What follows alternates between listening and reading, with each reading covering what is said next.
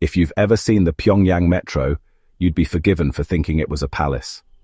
Marble halls, chandeliers, mosaics of workers and soldiers, all deep beneath the streets of North Korea's capital. But this was no ordinary subway. Built with Soviet help in the 1970s, the metro was engineered as much for war as for transport. The story begins in the Cold War's nuclear shadow. Kim Il-sung, North Korea's founding leader, demanded a metro system that matched the grandeur of Moscow's, but also doubled as a nuclear bunker. With Soviet engineers brought in to advise, Pyongyang began tunneling. By 1973, the first line opened, called the Cholima Line, named after the mythical winged horse of Korean legend, and after North Korea's own forced labor economic campaign. The engineering mirrored Soviet practice. Stations were built at depths of 90 to 120 meters, deeper even than Moscow's. At that depth, the metro could resist a nuclear blast.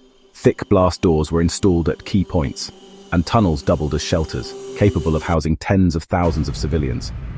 Some estimates suggest the metro could accommodate up to 200,000 people in wartime. The design was over-engineered.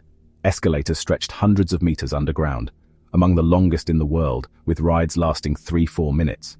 The platforms themselves resembled underground ballrooms, polished granite, ornate chandeliers, bronze statues, and vast mosaics showing Kim Il-sung and his revolution. The aesthetic wasn't subtle. The metro wasn't just transit, it was propaganda carved in stone. But the engineering details go further. The metro used rolling stock supplied from East Germany, essentially modified Berlin U-Bahn cars. Later, more stock was imported from China. The trains were sturdy but outdated. Western visitors in the 2000s noticed some cars still had graffiti in German, relics of their life in East Berlin. Operating costs were immense. Building deep-level stations through granite and soil consumed huge resources for a country already struggling with chronic shortages.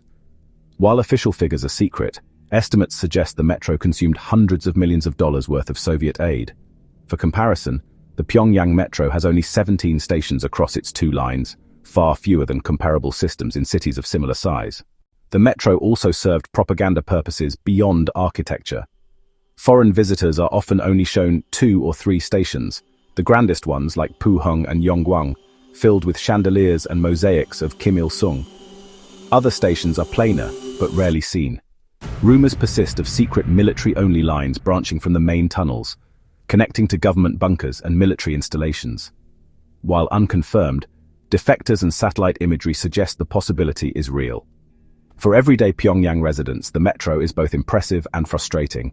The ride costs only a few cents, but trains are old, ventilation is poor, and breakdowns are common. With electricity shortages, escalators sometimes stop entirely, leaving passengers to climb by foot. There are also peculiar anecdotes. In the 1990s famine, the metro sometimes ran in near darkness to conserve power, with only dim bulbs glowing against the murals. In 2010, foreign tourists reported being quietly diverted when trains failed mid-journey. And the metro's supposed Wi-Fi for foreigners was in reality a closed local network broadcasting regime propaganda. Despite these flaws, the Pyongyang Metro is still one of the most striking urban projects North Korea ever built. It is a paradox, part genuine infrastructure, part military bunker, part theater of ideology. The Pyongyang Metro was never just a way to get from A to B. It was a statement that even underground North Korea would showcase strength, grandeur, and loyalty to its leader. Today it still functions, carrying tens of thousands daily. But as escalators grind and trains rattle, it also remains what it was at birth.